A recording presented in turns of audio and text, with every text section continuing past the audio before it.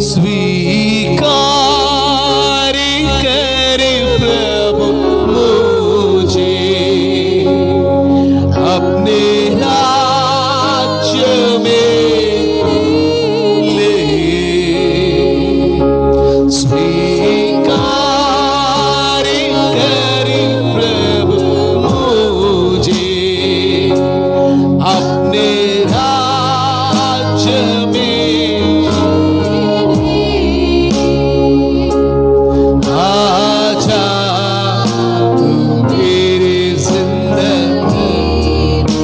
उपस्थिति बिना, उसका सानिध्य बिना हमारा जीवन सूना है, शून्य है। आजा बुलाइए, वो आने के लिए तैयार है।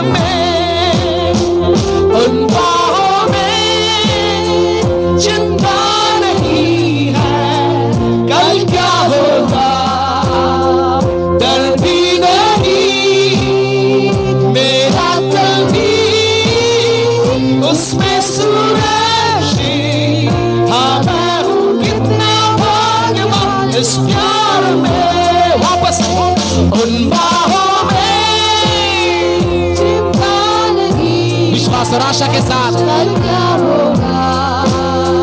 डर भी नहीं, मेरा दिल भी उसमें सुरक्षित। हाँ मैं हूँ कितना भाग्यवान इस प्यार में। तूफानों से वो तेरे साथ है, खोलेगा वो हर राह को। पकड़ो तुम उसका हाथ, चलना तुम उसके साथ, पाओगे मंजिलों को उसके प्यार में। लड़ो तूफानों से वो तेरे साथ है, खोलेगा हर राहों को। पकड़ो तुम उसका हाथ, चलना तुम उसके साथ, पाओगे मंजिलों को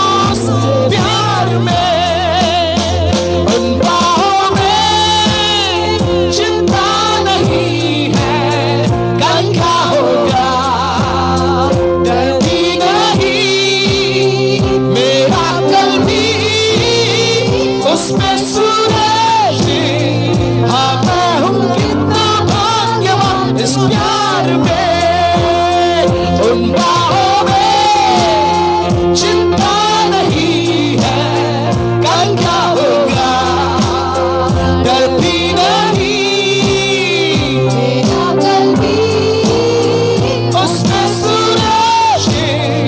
हाँ मैं हूँ कितना भाग्यवान इस प्यार में, परमेश्वर ने भेजा यीशु को जीवन देने, प्यार करने, मर के वो जी उठा मुझको बचाने।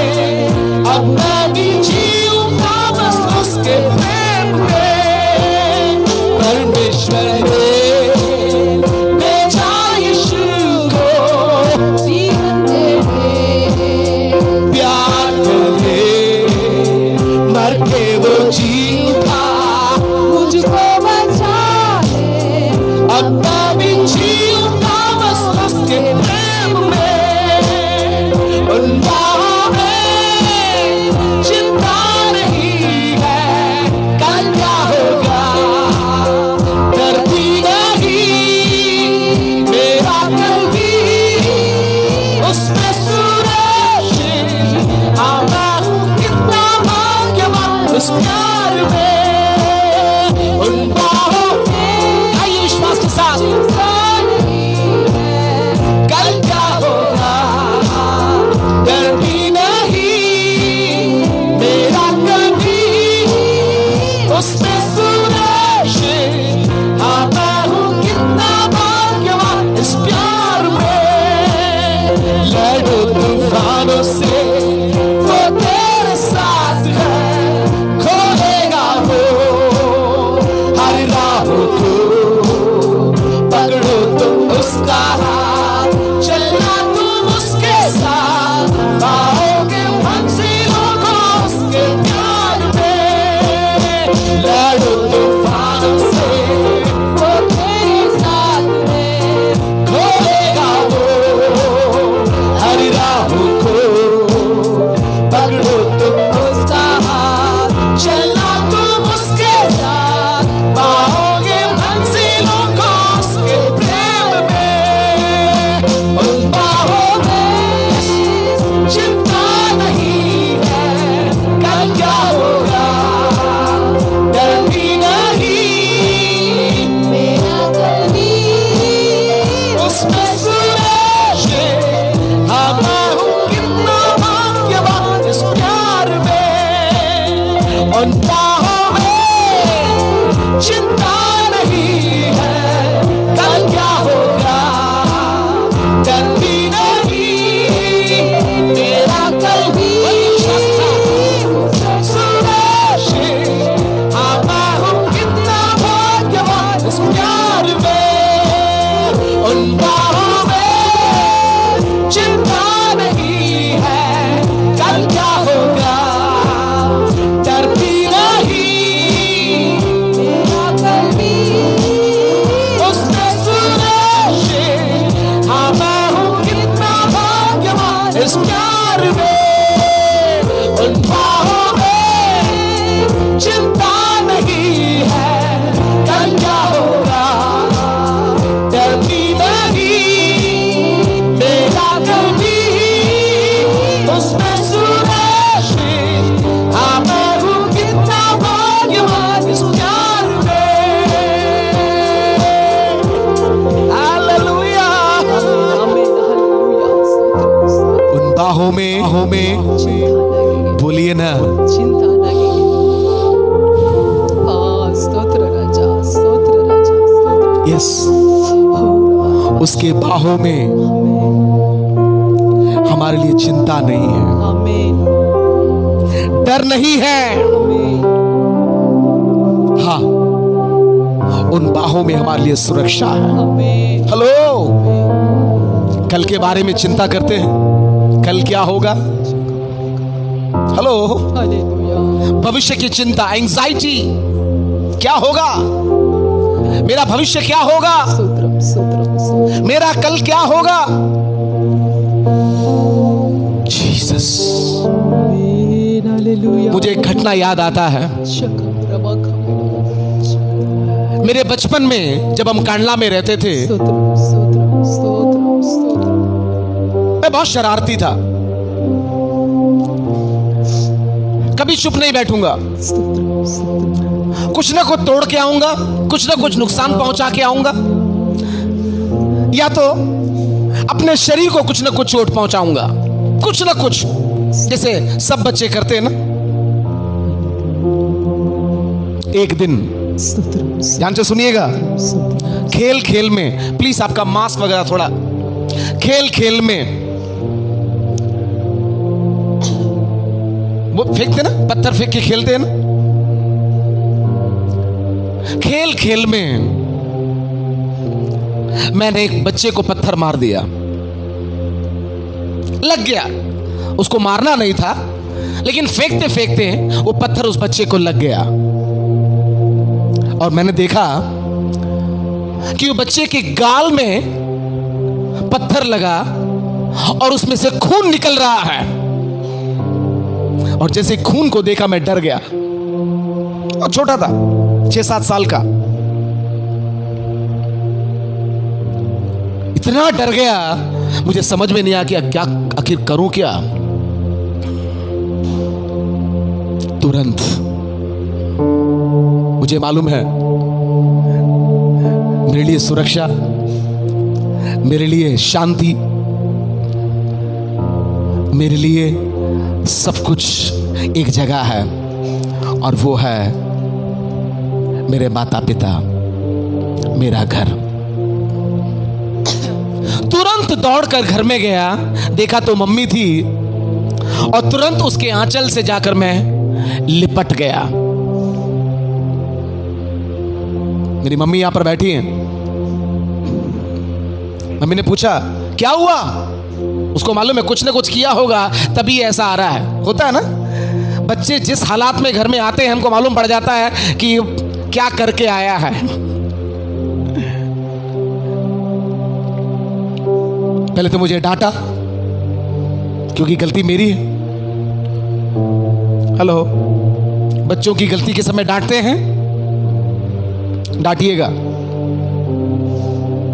लिखा है जो बच्चा यूं ही छोड़ा जाता है, वो अंत में माता पिता के लिए एक लज्जा का कारण होता है। थोड़े समय के बाद मैंने देखा कि जिस बच्चे को चोट लगी थी, वो बच्चा अपने माता पिता को, और इतना भी नहीं, वो माता पिता अपने क्या कहते हैं, सगे संबंधी, गांव वाले, रिश्तेदार, सबों को लाठी और डंडा लेकर हमारे घर में आ गए। उस समय 2 ग्रुप के लोग वहां रहते थे, एक मद्रास के लोग और एक आंध्रा के लोग। होता है ना, छोटे बच्चों के झगड़ों में बड़ों का झगड़ा होता है, और इतना झगड़ा हो जाता है कि बहुत बड़ा दंगा हो जाता है। थोड़ी देर में मेरे पिताजी भी आ गए। ध्यान से सुनिए, लाठी डंडा, क्योंकि वो माता पिता अपने बच्चों के चेहरे से, बच्चे के चेहरे से खून निकलता हुआ देखते हैं, और जब खून निकलता हुआ देखते हैं तो किसी की भी माँ बाप का हालेलुया। मैं आंचल में छुपा हुआ हूं, देख रहा हूं अब क्या होगा, अब क्या होने वाला पता नहीं। लेकिन थोड़ी देर में मेरे माता पिता ने मेरी वजह से उनको क्षमा मांगा, उनसे क्षमा मांगा, समझा बुझाकर शांति के साथ उनको। नहीं तो उस दिन, हेलो, मेरा बोलने का मतलब, वो मां का आंचल, वो पिता का बाँ हमारे लिए शांति है, हमारे लिए सुरक्षा है। Hallelujah, hallelujah. मेरा भविष्य क्या होगा, मेरा भविष्य क्या, एंजाइटी, हमारा भविष्य उसके हाथों में सुरक्षित है। आमेन। हेलो, हमारा भविष्य उसके हाथों में सुरक्षित है। यदि आप उसके हाथों में हैं, आपका भविष्य उसके हाथों में सुरक्षित है। लिखा है, मैंने तुझे अपनी हथेलियों पर खोद कर बनाया है। आमेन, हालेलुया। कुलुस्सियों में लिखा है, विधियों का वह लेख जो हमारे विरुद्ध में था। निकाले, समझे बिना आराधना करेंगे तो पढ़िए कुलुस्सियों 2:14, कुलुस्सियों 2 अध्याय और उसका 14वां पद। और विधियों का वह लेख, विधियों का वह लेख, कहते हैं ना विधि, नसीब। हेलो, हम नसीब को मानने वाले नहीं हैं। हेलो, हम किस्मत को मानने वाले नहीं हैं। आमेन। जब हम प्रभु में आ गए, हमारा किस्मत, हमारा नसीब, हमारा भविष्य सब उसके हाथों में है। हेलो, हमारा किस्मत तारा तैयार तारा डिसाइड नहीं करता है। तारे, स्टार्स, ग्रह, नक्षत्र, राशि, कौन सी राशि है आपकी? सिंह राशि है। तो आज का दिन आपके लिए ऐसा होगा। हेलो, पढ़िए, विधियों का वह लेख, विधियों का वह लेख जो हमारे नाम पर, हमारे नाम पर। सुनिए, राशि कैसे निकालते हैं? नाम पर। भाई आज तुम्हारा ये नाम है, ये तुम्हारी राशि है, पहला अक्षर। विधियों का वह लेख जो हमारे नाम पर, जो हमारे नाम पर। और निकालते हैं ना, बच्चा जब जन्म होता है तो उसके नाम पर, राशि के नाम पर कुछ कार्ड बनाते हैं, है ना? क्या बोलते हैं उसको? जन्म कुंडली। हेलो, हमारी कुंडली उसके हाथों में है। हमें नहीं आता है। यस, विधियों का वह लेख जो हमारे नाम पर, हमारे नाम पर और हमारे विरोध में था, हमारे पक्ष में नहीं, हमारे विरोध में था, हमारे विरोध में। सुन रहे हैं? हमारे विरोध में मिटा डाला। हमारे विरोध में, तेरे जीवन में ऐसा होगा, इस उम्र में तेरे साथ ऐसा घटेगा। अच्छी बातें नहीं, बुरी बातें। विरोध में था, मिटा डाला, मिटा डाला। और उसे क्रूस पर, और उसे क्रूस पर कीलों से जड़कर, कीलों से जड़कर सामने से हटा दिया है। हटा दिया, मिटा दिया, और बोलिए ना, हटा दिया। सब लोग बोलिए, मिटा दिया, हटा दिया। सब लोग नहीं बोलते, मिटा दिया, मिटा दिया, हटा दिया, हटा दिया, और एक बार, मिटा दिया, मिटा दिया, हटा दिया। हटा दिया। जो उसके क्रूस पर विश्वास करते हैं, जो उसकी क्रूस की मृत्यु पर विश्वास करते हैं, जो उसके पुनरुत्थान पर विश्वास करते हैं, उनके बारे में लिखा है, मिटा दिया, हटा दिया। हटा दिया। हेलो, जब मैं मांडवी में था, ध्यान से सुनिए, हल्दीराम, किसी ने नाम सुना है हल्दीराम? किसी ने नहीं सुना, खाली 1-2 लोगों ने सुना। यस, हल्दीराम जो है वो एक स्वीट्स का नाम है, नमकीन बनाते हैं, मिठाइयां बनाते हैं। एक बार वो हल्दीराम का एक बेटा जिसका नाम है आशीष अग्रवाल, बेंगलोर में पढ़ रहा था।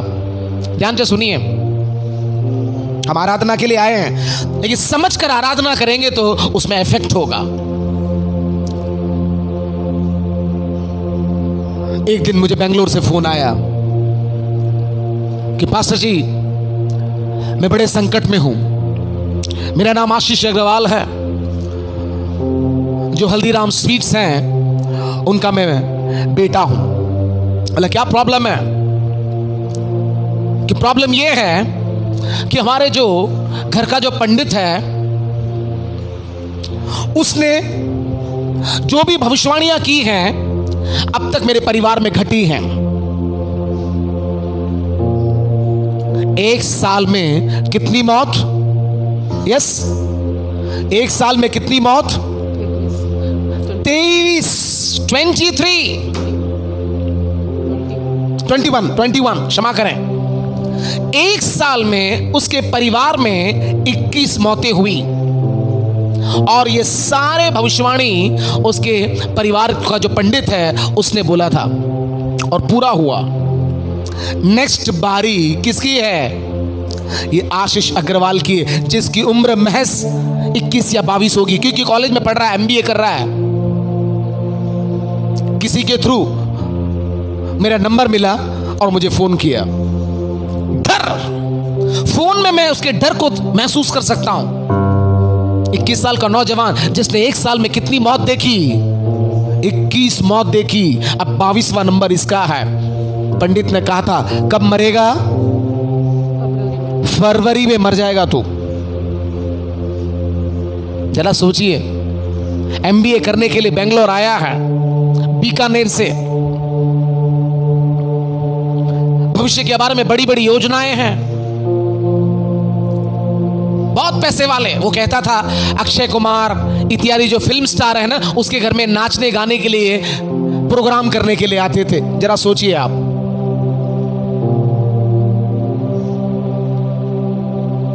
मैंने फोन में ही उससे प्रार्थना किया, उसके लिए प्रार्थना की। ये वचन के आधार पर मैंने कहा, क्या तुम मांडवी आ सकते हो? पैसों की तो तुमको कोई कमी है नहीं।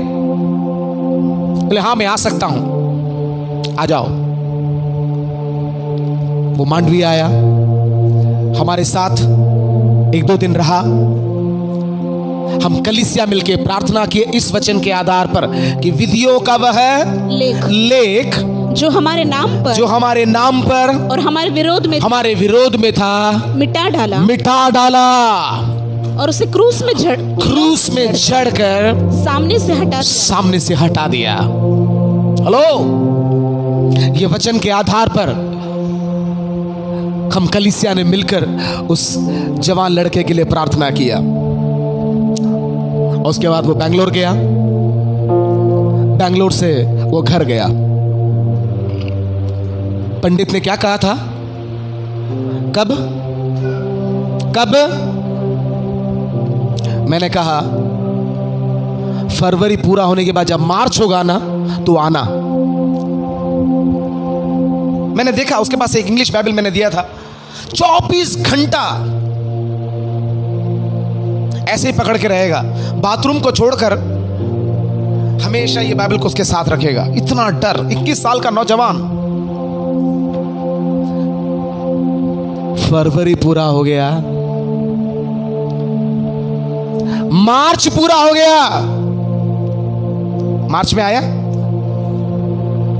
मार्च में दोबारा आया। मैंने कहा, पंडित ने कहा था आप तो फरवरी में मर जाओगे। उसके बाद मैंने उसके परिवार के लोगों से फोन में बात की। मार्च भी चला गया, अप्रैल भी चला गया, मई भी चला गया। आज मैं विश्वास करता हूं लगभग 10-15 साल हो चुका है, आज भी वो नौजवान जिंदा है। विधियों का वह लेख जो हमारे नाम पर और हमारे, बोलिए ना, मिटा डाला,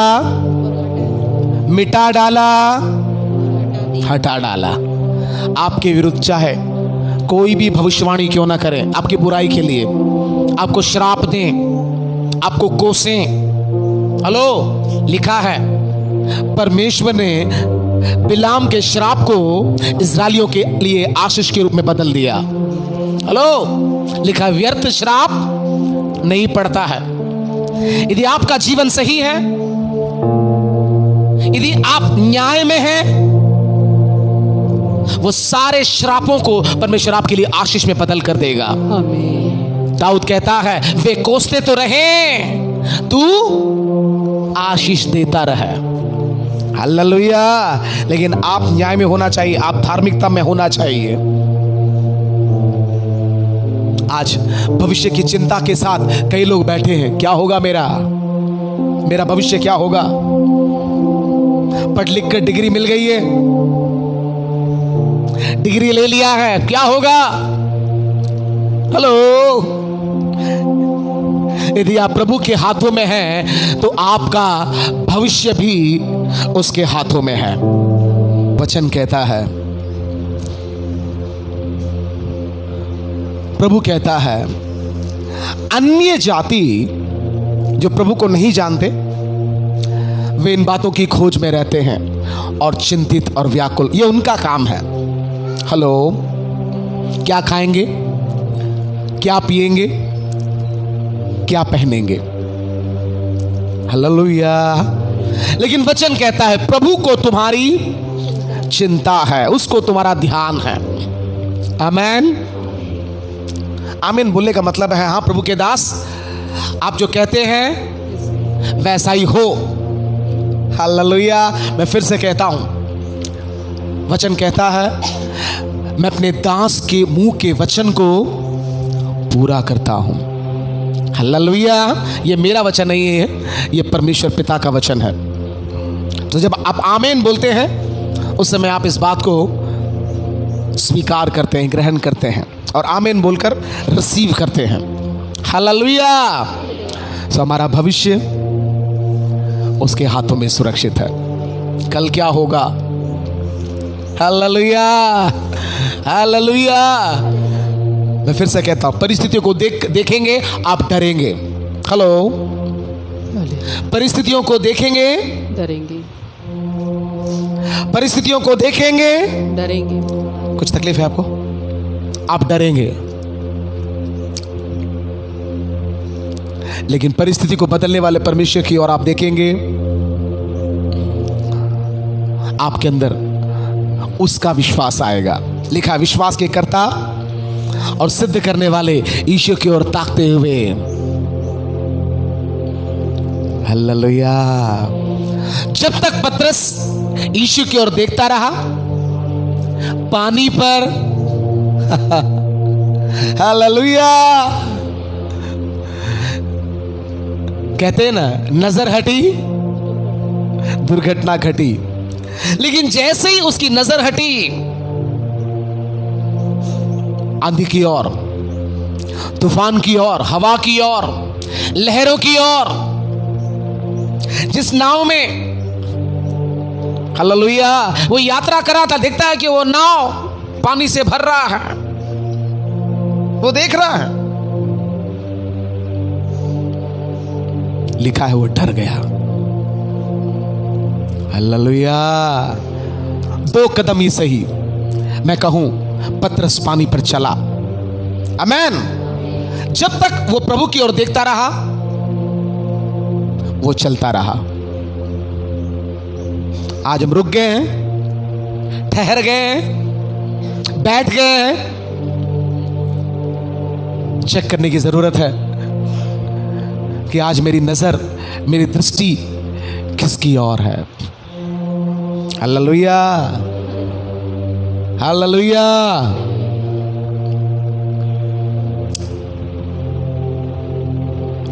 हमारी जिंदगी में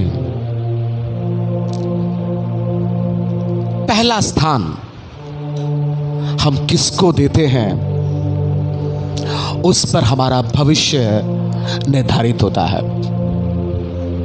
मैं फिर से कहता हूं, हमारे जीवन में पहला स्थान हम किसको देते हैं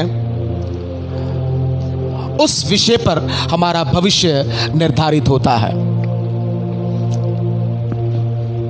हेलो, आइए हम आज के विषय में जाएंगे। निकालें। Praise God.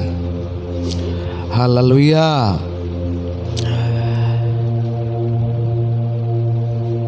इब्रानियों 3 अध्याय और उसका 3 वचन। इब्रानियों 3:3। क्योंकि यीशु मूसा से इतना बढ़कर था योग्य समझा गया है। यीशु मूसा से इतना बढ़कर महिमा के योग्य समझा गया है जितना कि घर का बनाने वाला घर से बढ़कर आदर रखता है। घर का बनाने वाला घर से बढ़कर आदर रखता है।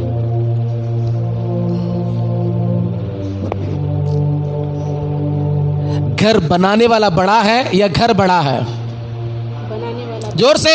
बनाने वाला। अरे घर बनाने वाला तो 5 साढ़े 5 फुट का है भैया, घर कितना बड़ा? वापस। क्योंकि यीशु मूसा से इतना बढ़कर महिमा की, घर का बनाने वाला घर से बढ़कर आदर रखता है। सब लोग मिलकर पढ़िए उसी शब्द को। जितना कि घर का बनाने वाला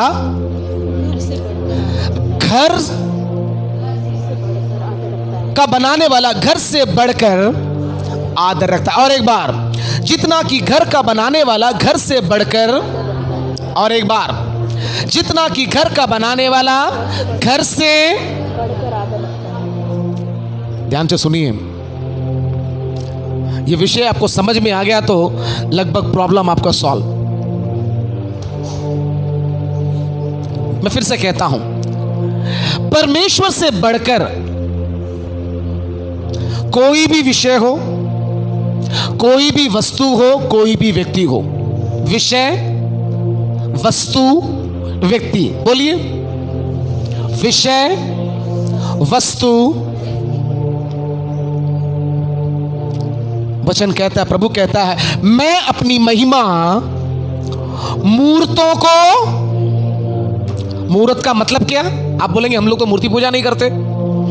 मूर्त का मतलब परमेश्वर से बढ़कर जिस वस्तु, विषय, व्यक्ति को हम महत्व देते हैं, वो परमेश्वर की दृष्टि में मूर्त कहलाता है। हेलो, वचन प्रभु कहता है वो इस विषय में थोड़ा जलन वाला है। हेलो, इस प्रेम के विषय में, साम के विषय में, महिमा के विषय में वो थोड़ा जलन वाला है।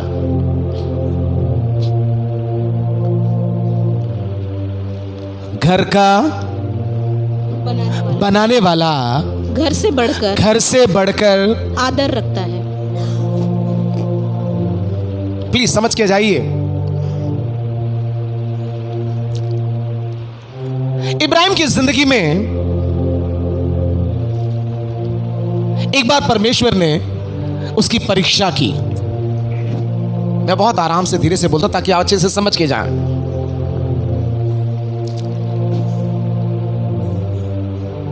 परमेश्वर ने कहा, तेरा इकलौता पुत्र इसहाक, नाम भी बोल दिया, जिससे तू प्रेम रखता है। निकाले उत्पत्ति 22 का 2। उसने कहा, प्लीज समझ के जाइए, उत्पत्ति 22 का 2, जेनेसिस 22 वर्स 2। उसने कहा अपने पुत्र को, अर्थात देखो, और परमेश्वर क्लियर करता है, अपने पुत्र को नहीं तो, पुत्र को और क्लियर करता, नहीं तो वो इश्माइल को बुला लेता। अर्थात अपने एकलौते पुत्र इकलौते, क्या इकलौता ही है उसका? क्या इसहाक के पहले और कोई संतान उसका नहीं था? बोलो ना, था। क्या नाम है उसका? इश्माइल। लेकिन परमेश्वर की दृष्टि में, परमेश्वर के हिसाब में, परमेश्वर के कैलकुलेशन में एक ही है,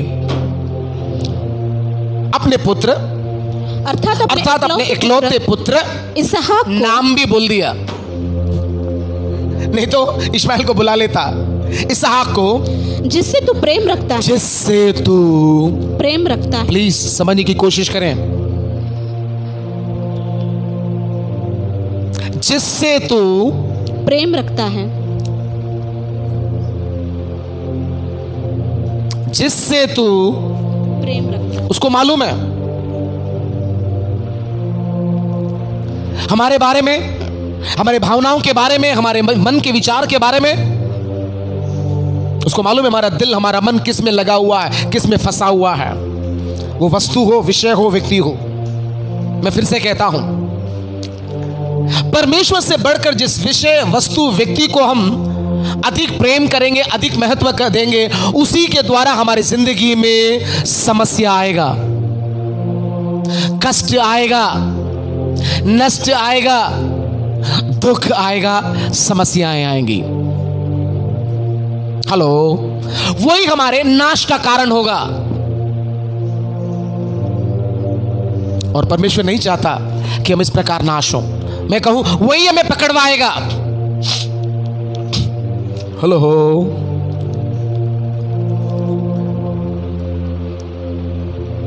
जिस वस्तु, विषय और व्यक्ति को हम परमेश्वर से अधिक प्रेम करेंगे, महत्व देंगे, परमेश्वर उधर उंगली रख देगा। ये मुझे चाहिए, ये मुझे चाहिए, दूसरा नहीं, नो, यही मुझे चाहिए, रख वेदी पर। और जब तक हम उसको वेदी पर रख न दें, परमेश्वर छोड़ने वाला नहीं है। हेलो, आमीन नहीं बोलते? आप आमीन बोले या ना बोले, ये प्रभु का वचन है, ये मेरी जिंदगी का अनुभव है। ये इब्राहिम कौन है मालूम? लिखा है तेजों में परमेश्वर ने इब्राहिम को क्या किया? दर्शन दिया। और दर्शन देकर क्या बोलता है? पढ़िए 12वां अध्याय। क्या क्या छोड़ा उसने, संक्षिप्त में देखेंगे अब लोग। उत्पत्ति 12वां अध्याय और उसका पहला वचन। यहोवा ने, प्लीज समझ के जाइए, प्लीज समझ कर जाइए, क्योंकि आज परमेश्वर से बढ़कर कई वस्तु, विषय, व्यक्ति आज हमारे जिंदगी में उस पहले स्थान में बैठा है,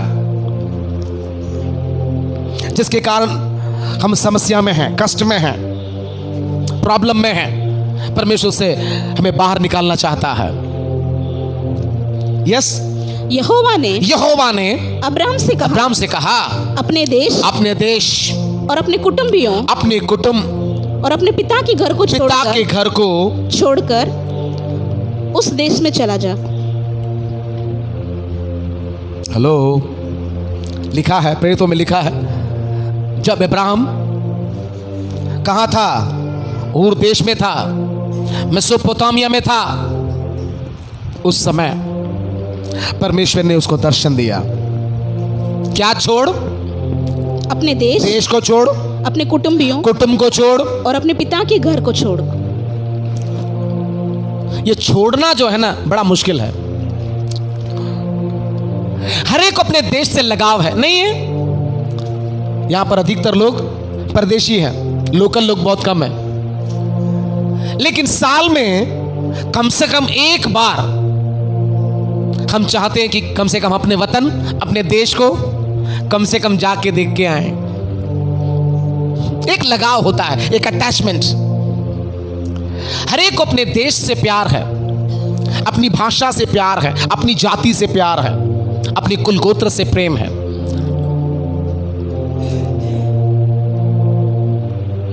इतना आसान नहीं है, कोई छोड़कर नहीं देगा।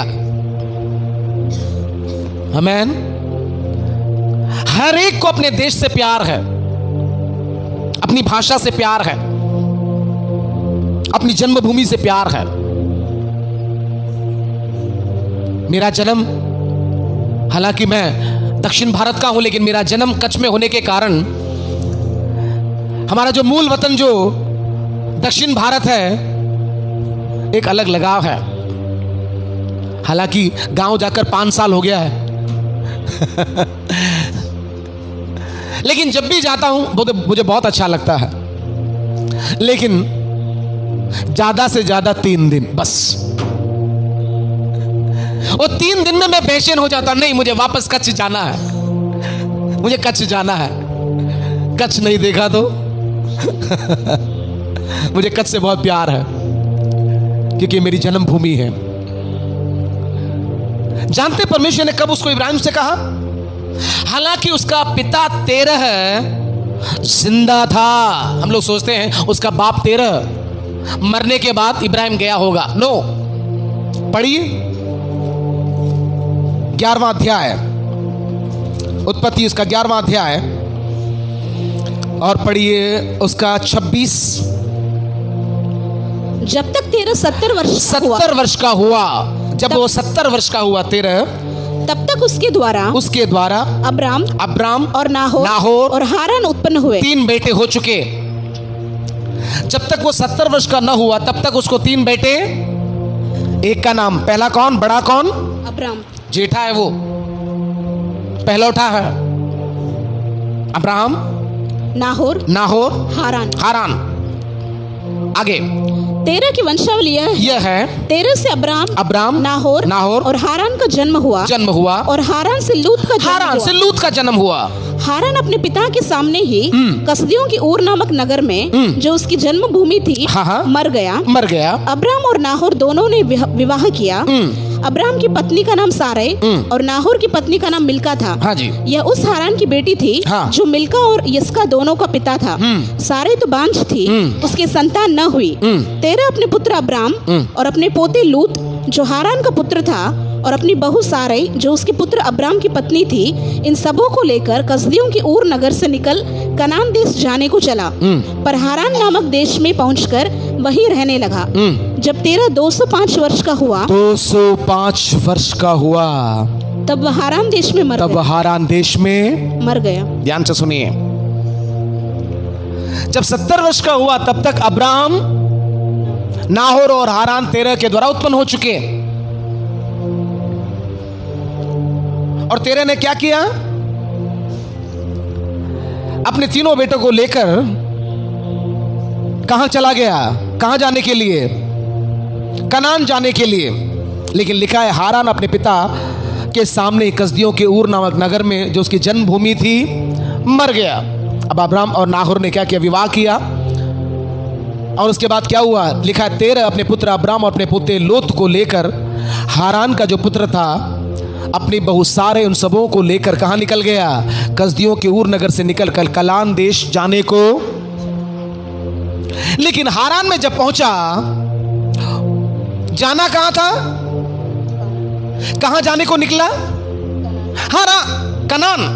लेकिन हारान में पहुंचा तो उसका पापा तेरह वहीं पर सेटल हो गया। मैं सोचता हूं क्योंकि उसका बेटे का नाम भी क्या था, हारान, देश का नाम भी हारान, एक अटैचमेंट, एक लगाव। लिखा है वहीं पर रह गया, वो आगे जाना नहीं चाहा। लेकिन मरा कब, 205। तो उस समय इब्राहिम की उम्र क्या, जब लिखा है जब इब्राहिम जब अपने बाप के घर को छोड़कर निकला तब उसकी उम्र क्या, 75। 12 का 4 में लिखा है। उस समय वो कितने साल का था, 75 वर्ष का था। यानी ऑलरेडी उसका बाप जिंदा था।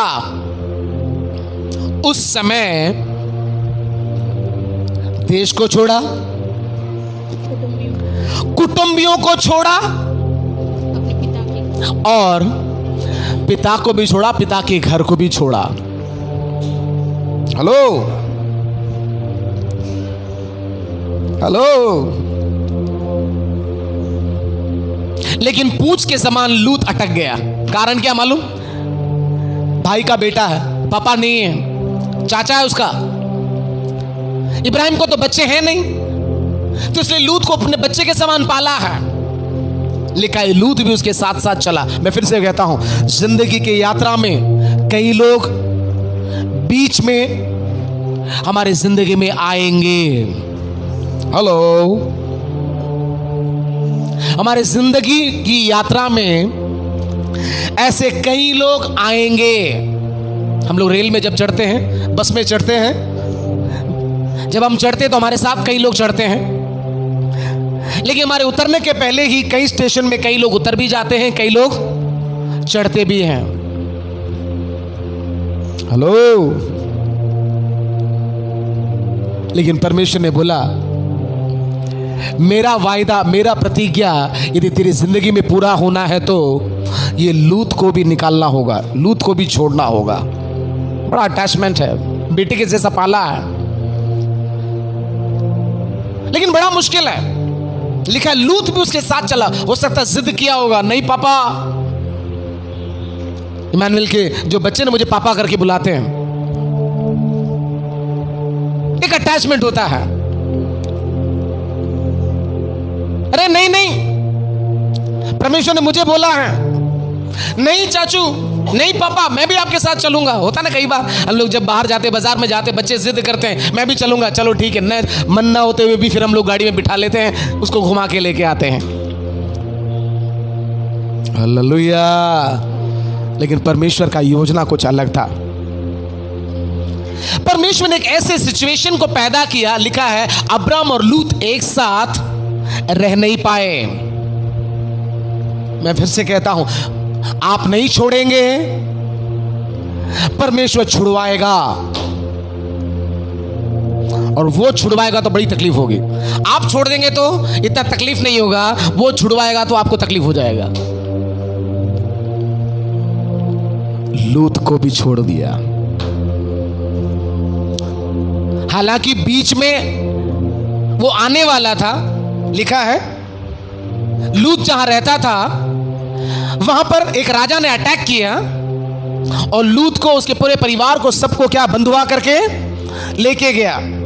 जब ये समाचार इब्राहिम को मालूम पड़ा, लिखा है अपनी सेना को लेकर क्या किया, अपने भतीजे लूत को छुड़ाने के लिए निकला।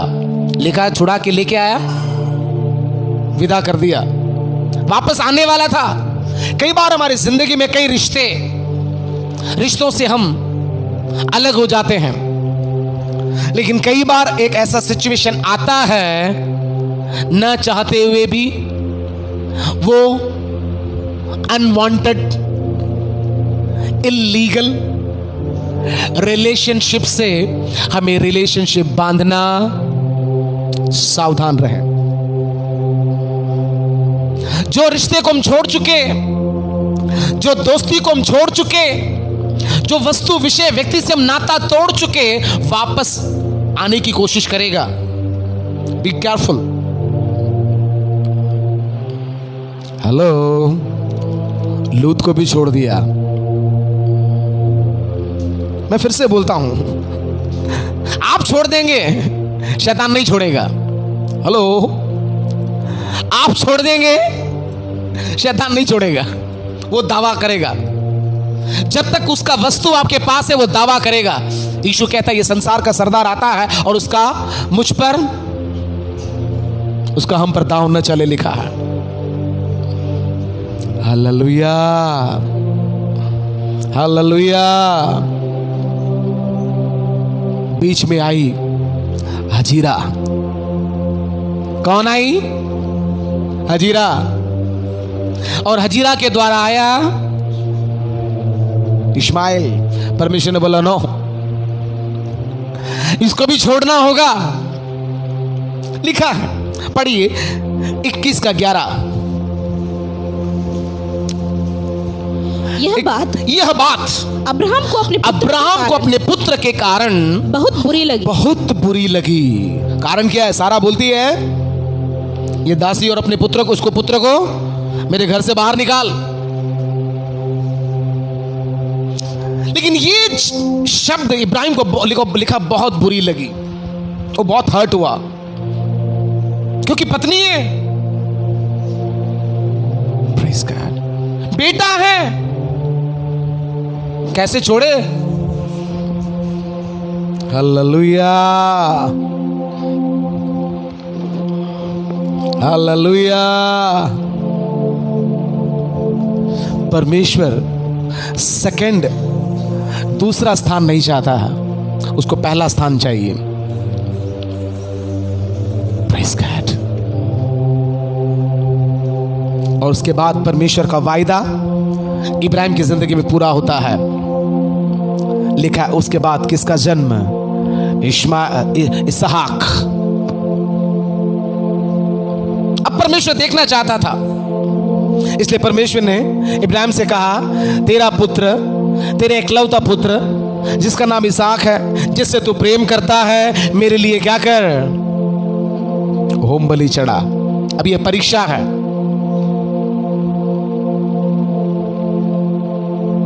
लिखा है उसकी पत्नी को भी बताया नहीं है, उसके साथ जो दास आ रहे हैं उसको भी नहीं बताया, उसके बेटे को भी नहीं बताया कहां जा रहे हैं, क्या कर रहे हैं। दास को बोला यहीं तक रुको, मैं और मेरा बेटा जाकर क्या करते हैं, होम बलि चढ़ाकर क्या विश्वास है, क्योंकि उसको विश्वास है कि मेरा परमेश्वर राख से भी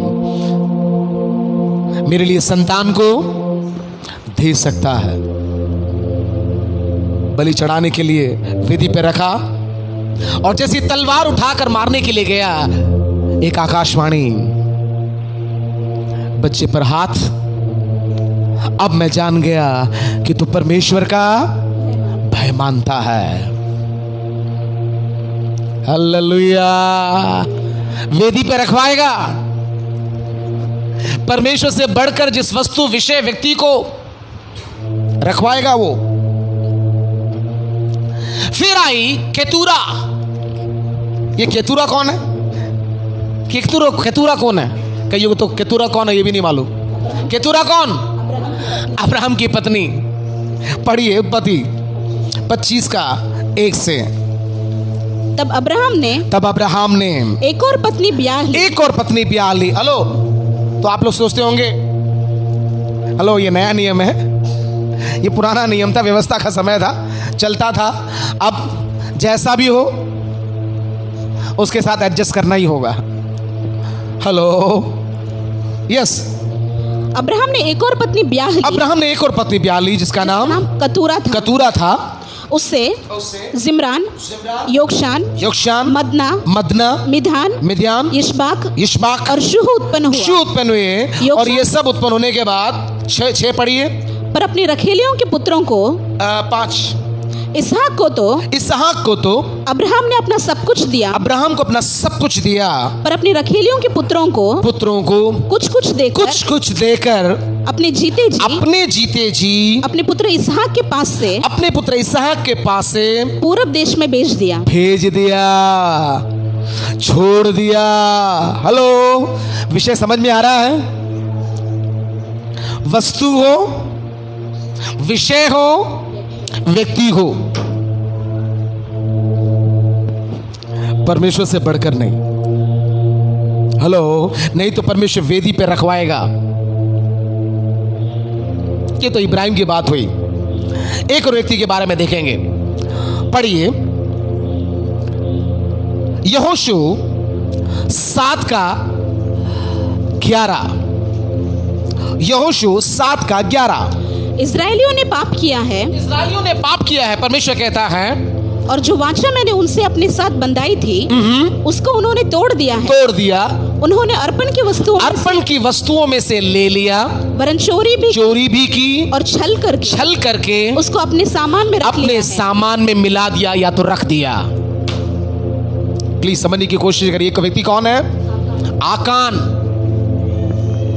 परमेश्वर पहले से ही बोल चुका था कि तू जिस देश में जा रहा है उसका कोई वस्तु का लालच नहीं करना, नहीं तो वो तेरे लिए फंदा हो जाएगा। आकान पूरा हिस्ट्री नहीं बोलता। पढ़िए उसका 21 कि जब मुझे लूट में शिनार देश का एक सुंदर ओढ़ना और 200 शेकेल चांदी और 50 शेकेल सोने की एक ईंट देख पड़ी, तब मैंने उनका लालच करके सुन रहे हैं? लालच करके उन्हें रख लिया। वे मेरे डेरे के भीतर भूमि में गड़े हैं। क्या था वस्तु? वो वस्तु क्या है? सुंदर ओढ़ना 200 शेकेल चांदी 50 शेकेल सोने की एक ईंट 50 शेकेल सोने की ईंट और चांदी शिनार देश का वस्त्र ओढ़ना, ये वस्तु है। यही वस्तु आकान के नाश का कारण बना। हेलो, समझ में आ रहा आपको? नाश होने के लिए परमेश्वर ने उसको मिस्र से नहीं लेके आया। कहां जाना है? कनान जाना है। सब लोग युद्ध कर रहे हैं, लेकिन इसकी नजर किधर है? सब लोग प्रार्थना कर रहे हैं, सब लोग उपवास कर रहे हैं, लेकिन इसकी नजर वस्त्र के ऊपर, सोने चांदी के ऊपर। हेलो,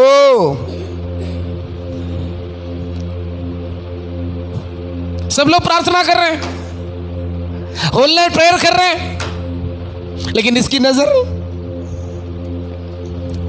वही वस्तु, वही विषय, वही व्यक्ति आपके लिए नाश का कारण होगा। लूत की पत्नी, लिखा है लूत की पत्नी को स्मरण करो। नहीं बोला, नाम नहीं बोला, लूत की पत्नी का नाम। ऑलरेडी वो नाश होने वाले देश से परमेश्वर उसको बाहर लेके आ गया। कदम तो आगे चल रहे हैं, लेकिन मन पीछे। अरे मेरा घर, मेरे दामाद, मेरा सोना, मेरा चांदी, मेरा कपड़ा। लिखा पीछे की ओर मुड़ के देखा, आज भी वैसे ही नमक के खंबे के समान खड़ी है। हेलो, परमेश्वर से बढ़कर, मैं फिर से कहता हूं, परमेश्वर से बढ़कर बाकी सब सेकेंडरी, बाकी सब सेकेंडरी।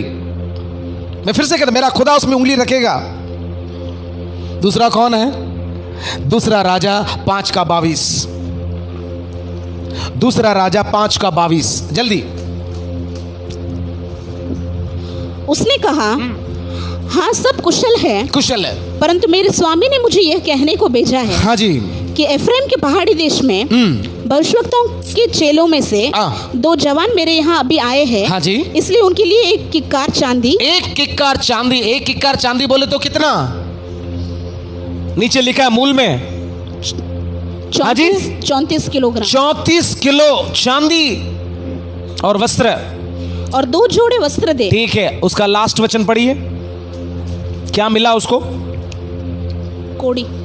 पूरा पढ़ो। इस कारण से नामान का कोढ़ तुझे और तेरे वंश को सदा लगा रहेगा। वही चांदी, वही वस्त्र उसके लिए कोढ़ का कारण हुआ। हेलो, मैं फिर से कहता हूं, अच्छा एक व्यक्ति है, किसके साथ रहता है? पास्टर के साथ, पास्टर एलीशा। भक्त कहता है, कुछ भी हो जाए मैं नामान के एक वस्तु नहीं लूंगा। लेकिन गेहजी की दृष्टि में एलीशा कौन है? मूर्ख है। अरे फ्री में मिल रहा है। हेलो, फ्री में जो मिलता है उसके ऊपर आपकी नजर न बच के रहना। आपको लगता है वो फ्री में है, लेकिन उसके पीछे कोड है। Hallelujah, hallelujah. हमारे हाथ में जो पैसा आता है वो किस प्रकार का पैसा है देख के लेना। Praise God. आपका मेहनत, आपके खून पसीना के कमाई ही आपके हाथ में आए। हेलो, रिश्वत का पैसा, घूस का पैसा, चोरी का पैसा, लूट का पैसा आपके पास जो है ना, उसको भी लेके जाएगा ये पैसा, उसको भी चिपका के ले जाएगा। मैग्नेट है वो। Hallelujah, hallelujah. नेक्स्ट एक और व्यक्ति है, यहूदा इस्करियोती। पढ़िए मत्ती 26:48। प्रभु का चेला है, प्रभु का शिष्य है, चंगाई भी किया है, छुटकारा भी किया है, भूतों को भगाया है, 3.5 साल यीशु के साथ ही है। पढ़ो। उसके पकड़वाने वाले ने उन्हें यह संकेत दिया, जिसको मैं चूम लूं वही है, उसे पकड़ लेना। लिखा है कितने? 30 चांदी के टुकड़े।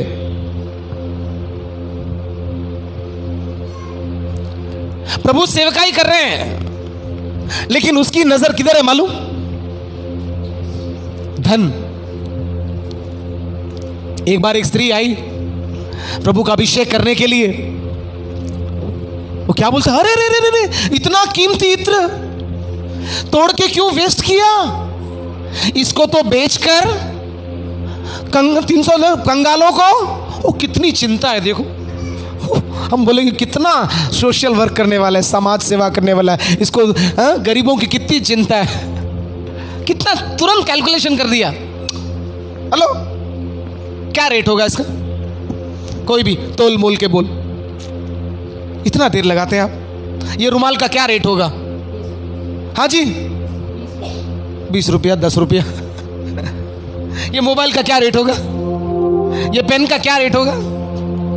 फास्ट कैलकुलेशन कर लिया उसने। कितना दिनार? 300 दिनार। लिखा है उसके पास ही प्रभु ने क्या दिया था मालूम? थैला दिया था। कौन सा थैला? तू ही रख, तू ही रख। हेलो, आप लोग सोचते हो कितना मुझ पर प्रभु भरोसा करता है, मुझ पर कितना प्रभु जानबूझ करके तेरे हाथ में, तुझे परखने के लिए तेरे हाथ में थैली दी है। हम लोग बोलते हैं अनुग्रह है, आशीष है। वही थैली तुझे फंदे पे लटकाएगा। भजन संहिता में लिखा है, भजन संहिता उसके बारे में लिखा है, उसके बीवी के बारे में, बच्चों के बारे में, कमाई के बारे में। जो मिला उसको अनुभव किया वो। बोलो ना, उसकी पत्नी, उसके बच्चे। मैं फिर से बोलता हूं, कोई भी पाप हो, आप गिरेंगे, आप उठ जाएंगे। लेकिन पैसा, लोभ, लालच एक ऐसा एक पाप है, एक भी इतिहास नहीं है कि एक भी व्यक्ति पैसे के पाप में गिरा हो और वो उठा हो। है कोई? मैं इतने साल से पढ़ रहा हूं, मुझे एक भी नहीं मिला, मुझे एक भी नहीं मिला। व्यभिचार में गिरी हुई स्त्री, पुरुष, वो भी उठा है। लेकिन पैसे में गिरा हुआ, लोभ में, लालच में गिरा हुआ आदमी जिंदगी में कभी नहीं उठेगा। पैसा अच्छा है, चाहिए, जरूरत है, लेकिन वो लोभ न बन जाए। धन के कारण लिखा, कईयों ने अपने आप को छलनी कर दिया है और अनंत जीवन से वंचित हो गए, अपने विश्वास की नैया को डुबो दिए हैं। हेलो, चाहिए? घर नहीं चाहिए? बोलो ना। लेकिन घर हमारे लिए मूर्ति ना हो जाए। क्या पढ़ा हमने? घर का बनाने वाला घर से अधिक आदर रखता है। घर किसने दिया? कईयों को नौकरी नौकरी नौकरी। अरे भैया, नौकरी किसने दिया? देखिए, डबल ड्यूटी करके आते हैं, दिन और रात डबल ड्यूटी करके आते हैं कई लोग। देखिए, सुबह 5 बजे जाते हैं ड्यूटी करने के लिए, 9 बजे तक आ जाते हैं, 9, साढ़े 9 तक आ जाते हैं। घर हो, गाड़ी हो, बंगला हो, कोई भी हो, लड़का हो, लड़की हो, पोता हो, पोती हो, कोई भी हो, सब बाद में, परमेश्वर के बाद। हेलो, नहीं तो वही वस्तु हमारे लिए फंदा बन जाएगा, हम अनुभव नहीं कर पाएंगे। Praise God। क्या पढ़ा? पढ़िए, पढ़िए। पहला राजा 11 का 1। जल्दी जल्दी, फटाफट, समय हमारे पास कम है। फर्स्ट किंग परंतु 11 वर्ड्स 1 से 1 से।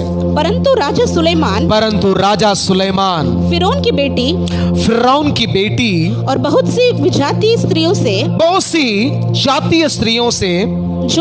स्त्रियों से जो मोआबी, अम्मोनी, एदोमी, सीदोनी, हित्ती प्रीति करने लगा। लिखा है, सुलेमान अपनी जवानी के समय में किससे प्रेम करता था? परमेश्वर से प्रेम करता था करके लिखा है। लेकिन आज जानते कितनी औरत थी उसकी? 1000। पता नहीं कैसे चलाता होगा परिवार। इधर एक संभलती नहीं है। इधर एक संभलती नहीं है, एक को झेलना मुश्किल। क्यों हंसते हो भाई? लेकिन 1000 है। Praise God. यस, वे उन जातियों की थी। पढ़िए उसका या उसका 3 पढ़िए ना, 2-3 से पढ़िए। वे उन जातियों की थी जिनके विषय में यहोवा ने इस्राएलियों से कहा था, तुम उनके मध्य में न जाना और न वे तुम्हारे मध्य में आने पाए। हाँ जी। वे तुम्हारा मन अपने देवताओं की ओर, तुम्हारा मन अपने देवताओं की, तुम्हारा मन अपने देवताओं की ओर, अपने देवताओं की ओर निस्संदेह फिरेंगी, निश्चित रूप से फेरेंगी। वो वस्तु हो, विषय हो, व्यक्ति हो, जिंदगी में आया, आपके विश्वास की नैया डूबी। आज कई लोग हैं कलीसिया के अंदर ही, इस प्रकार के व्यक्ति जिंदगी में आए, आज विश्वास से पीछे, कलीसिया को छोड़ दिया, संगति को छोड़ दिया, विश्वास को छोड़ दिया, नौकरी के कारण, बिजनेस के कारण, इस प्रकार के व्यक्तियों के कारण। हालेलुया। यस, उन्हीं की प्रीति में सुलेमान लिप्त हो गया। लिप्त समझ में नहीं आता उस शब्द, लिप्त हो गया, लीन हो गया। हाँ जी। उसकी 700 रानियां और 300 रखेलियां हो गई थी। My God. आगे। और उनकी स्त्रियों ने उसका मन बहका दिया। ये बहका देंगे, इसमें सामर्थ है, बहकाने का सामर्थ है। हेलो जवान,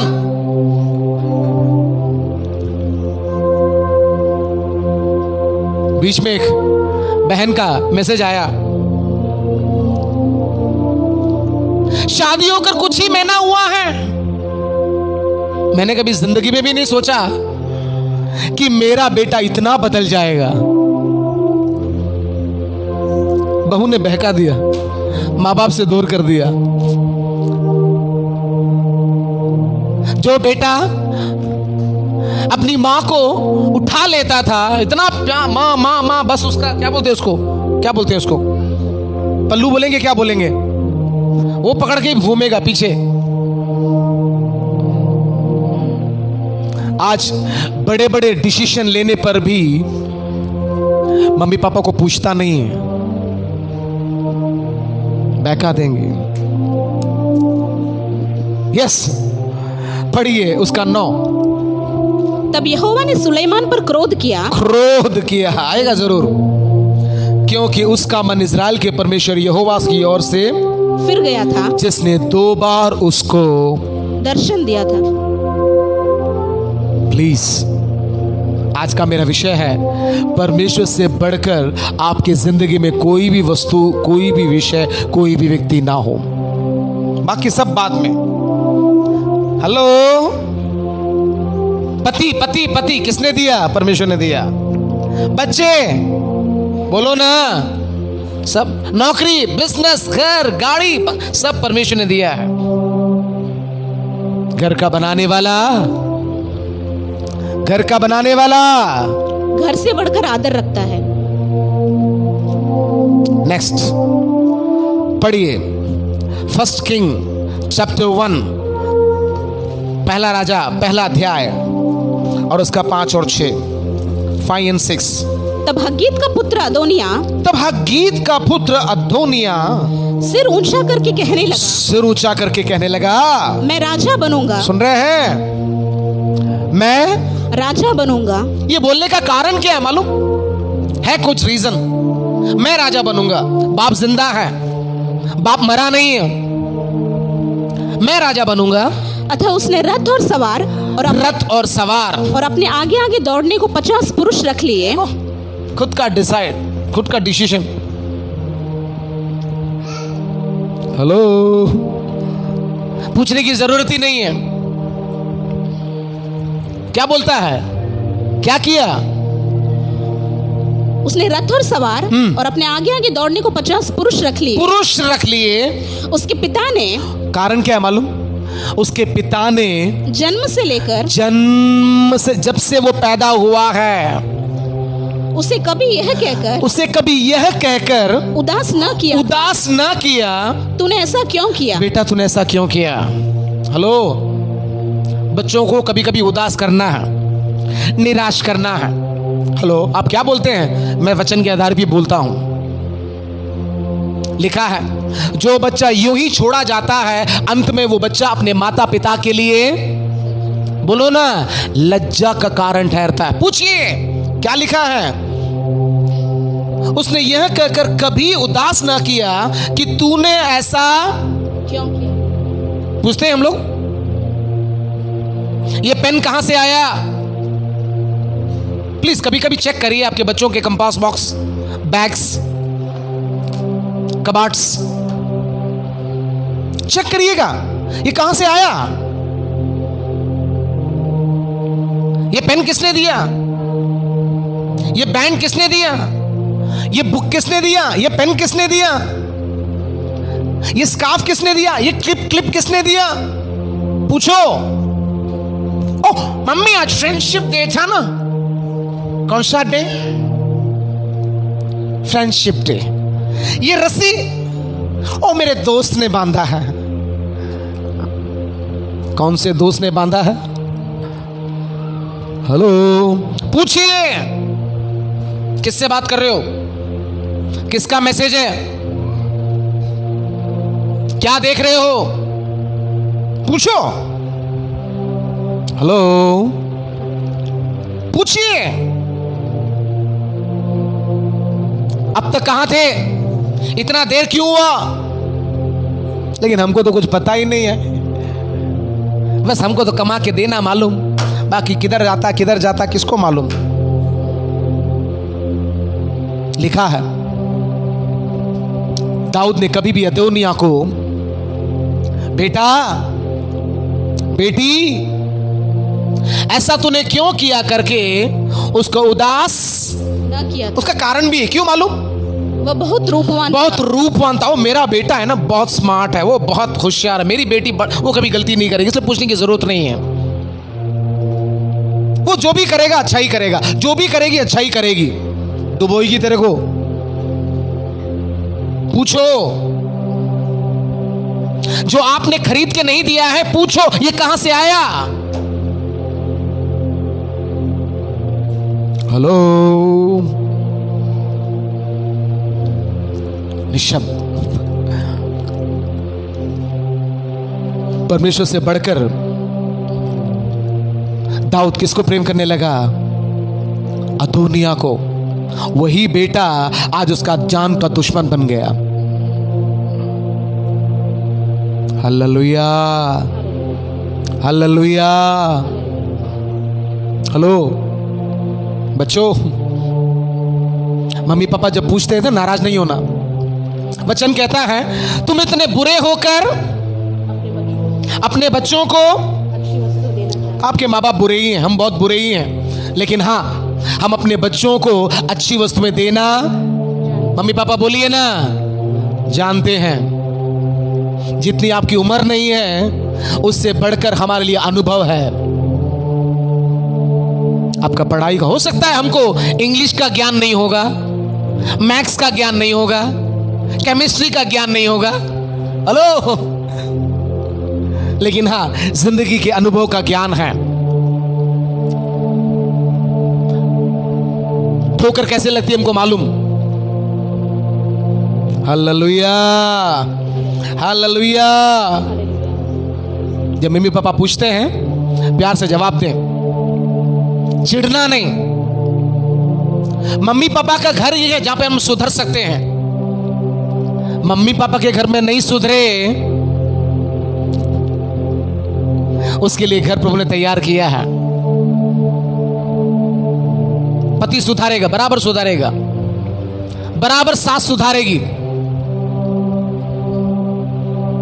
इसलिए स्वभाव में परिवर्तन नहीं है, तकलीफ हो जाएगी आपको। हेलो, घर में रहते हैं एक ही छत के नीचे, मम्मी पापा से बात करके हफ्तों हो गया है। यही स्वभाव पति के घर में होगा। पति से झगड़ा करेगी, हफ्ता, 10 दिन, महीना, उससे भी मुंह मोड़ के रहेगी। फिर सास की बात तो दूर, मां कुछ नहीं बोलेगी, बाप कुछ नहीं बोलेगा, सहन कर लेगा। पति सहन नहीं करेगा। इसलिए माँ बाप के घर में है, अभी से स्वभाव बदल जाए, नहीं है तो शादी के लफड़े में मत पड़ना। आपके लिए भी कष्ट, जिस घर पर जाएंगे उसके लिए भी कष्ट। लड़के मैं फ्लो, सुख में एक आशीषित पारिवारिक जीवन को जीना है, ईश्वरीय स्वभाव का होना जरूरी है। आमीन नहीं बोलेंगे आप। मैं फिर से कहता हूं, आप बहुत पढ़े लिखे हैं, आप ऐसा सोचते हैं कि मैंने साइकोलॉजी की है, मैरिज काउंसलिंग का, कुछ भी करो। आज सबसे अधिक तलाक किस ग्रुप के लोगों के अंदर है? बोलो जोर से। हाँ जी, पढ़े लिखे, पढ़े लिखे, पढ़े लिखे, बुद्धिजीवी, समझदार, क्या कहते हैं उसको, बहुत ही डिसेंट लोग जो समाज में, सबसे ज्यादा उनके प्रॉब्लम में, उनके घर में ही प्रॉब्लम अधिक है। कारण क्या? उनके पास पढ़ाई है, नाम है, फेम है। बड़े बड़े स्टार्स को देखिए ना, फिल्म स्टार्स को, सबकी दूसरी शादी, तीसरी शादी। कारण क्या? ईश्वरीय स्वभाव नहीं है। ईश्वरीय स्वभाव माँ बाप के घर में ही सीख सकते हैं, इस पिता के घर में ही सीख सकते हैं। लिखा है, तुम मेरी डांट सुनकर मन फिराओ, मैं अपनी आत्मा तुम्हारे लिए उंडेल दूंगा, उंडेल दूंगी। हालेलुया। मैं कहूं, आप सब जानते हैं, यहां पर पहले हर महीने हम लोग फैमिली मीटिंग करते थे, मालूम? पति पत्नी को साथ में बिठा के, खिला के, याद है, हाथ पकड़वा के। भूल गए आप लोग? लेकिन मैं कहूं, वो मेरा सारा प्रयास शून्य। आप बोलेंगे शून्य, मैं बोलो हाँ। कारण क्या है? क्योंकि मैंने तो प्रयास किया, लेकिन आप लोगों ने परमेश्वर के आत्मा को कार्य करने के लिए जगह नहीं दिया। परमेश्वर के आत्मा को कार्य करने के लिए आपने जगह नहीं दिया। इसलिए वही मनमुटाव, मतभेद, गलतफहमी, शक, संदेह, लड़ाई, झगड़े, तलाक, अलग। ईश्वरीय स्वभाव के बिना एक सुखमय, आनंददायक, सुखी पारिवारिक जीवन को जीना, हालेलुया, नहीं तो रोज हिंदुस्तान पाकिस्तान, रोज महाभारत। प्रेम नहीं है, धीरज नहीं है, क्षमा नहीं है। प्लीज ये लफड़े में मत पड़ना। घर पौलुस कहता है, मैं चाहता हूं कि जैसा मैं हूं वैसे ही सब लोग रहें। शादी बिना घर में बैठिए, माँ बाप को खिलाइए पिलाइए, अच्छे से खाइए पिए, आराम कीजिए, लफड़े में मत पड़ना। हेलो, परमेश्वर से बढ़कर वो विषय हो, वस्तु हो, व्यक्ति हो, वही वस्तु, वही विषय, वही व्यक्ति आपके लिए फंदा बन जाएगा, समस्या का मूल कारण बन जाएगा। जब मेरी शादी हुई, मुझे अच्छी तरह याद आ रहा है, फर्स्ट नाइट, क्योंकि मैंने राजम को देखा नहीं, राजम ने मुझे देखा नहीं। जैसे ही वो कमरे में आई, बोले चलो हम लोग प्रेयर करेंगे, हमारा फैमिली सीक्रेट है। प्रार्थना किया, प्रार्थना करने के बाद मैंने कहा, तुम मेरी पत्नी नहीं हो। ऐसा देख रही है। एक पति के मुंह से पहला शब्द, क्या शब्द? तू मेरी पत्नी। मैंने कहा, सबसे पहले तू मेरी दोस्त है, नेक्स्ट तू मेरी लवर है, तू मेरी प्रेमिका है, तीसरी तू मेरी पत्नी है। नेक्स्ट कहा, तेरे और परमेश्वर के बीच में मैं नहीं आऊंगा, मेरे और परमेश्वर के बीच में तू नहीं आएगी। एक कमिटमेंट। आज भी सुबह 4 बजे शुरू होता उसका प्रार्थना, कॉन्फ्रेंस प्रेयर, रात को 10:30 बजे तक। लगभग 16 ग्रुप है, शायद किसी को पता है या नहीं, मालूम नहीं। अभी भी कहीं ग्रुप चल रहा है। प्रभु का दास होने के नाते निवेदन करता हूं, आपका ईगो, आपका अहंकार, आपका अभिमान को उतार कर उस प्रार्थना में जुड़िए। आपके लिए भलाई है। कठिन समय आ रहा है। समस्या सिर के ऊपर जाने से पहले कईयों को बहुत अभिमान है, पकड़ के बैठो। हम उसके साथ जुड़े हुए, इसके साथ भी जुड़। लोकल जो कलीसिया है उसमें प्रभु ने तुझे रखा है, उसमें तेरा नींव रहे, उसमें तेरा जड़ रहे, वो स्थिर रहेगा। हालेलुया। बहन यहाँ पे बैठी है, झाड़ू मारते मारते, पोछा मारते मारते वो प्रार्थना में रहती है। उधर एक बहन बैठी है, परिवार का, नौकरी का एक बड़ी इंचार्ज है। वो काम करते करते कई बार तो कहती है मैं आटा गूंथते गूंथते, रोटी बनाते बनाते, क्या करे, टाइम नहीं है। समय बड़ा कठिन आ रहा है। परमेश्वर के सामने आपका कोई बहाना नहीं चलेगा, मेरे सामने चलेगा। देखिए वहां पर मार्शल भाई बैठे हैं, काम कर नहीं पा रहे हैं, कठिन परिश्रम सुबह से लेकर रात तक। उनके शब्द से मुझे मालूम पड़ता है कि बस ताकत नहीं है। अविनाश भाई, दिलीप भाई, सब कठिन परिश्रम करने वाले, कोई ऑफिस में काम करने वाले नहीं है, ब्रांच में खड़े रहकर काम करने वाले, जिंदगी और मौत के बीच में काम करने वाले। हालेलुया। आपके लिए, आपके बच्चों के लिए, परिवार के लिए, देश के लिए, कलीसिया के लिए वो प्रार्थना करते हैं। कितने साल, लगभग 1.5-2 साल से डेली 8:30 से 9:30 1 घंटा प्रार्थना चलता है। करिए आप भी। Praise God. समय कठिन आ रहा है। नौजवान बच्चे, समय बड़ा कठिन आ रहा है। आंखें बंद करें, प्रार्थना करें। आंखें बंद करें, प्रार्थना करें।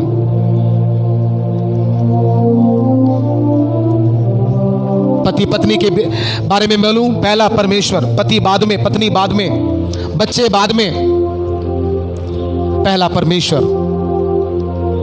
एक सलाह देना चाहता हूं। Hello, please listen. पति पत्नी के बीच में तीसरा एक व्यक्ति का जिक्र ना हो। अधिकतर परिवार का प्रॉब्लम यही है। पति और पत्नी है, तीसरा व्यक्ति बीच में ना आए। तेरा बाप, तेरी मां, तेरा भाई, तेरी बहन, प्लीज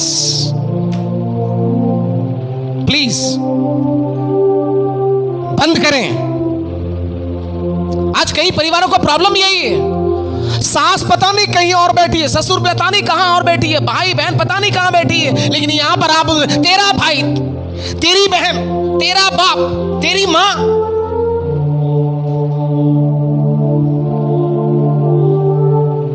वो आराम से मजे में है, यहां पर ये कुत्ता बिल्ली के समान झगड़ा कर रहे हैं। Third party.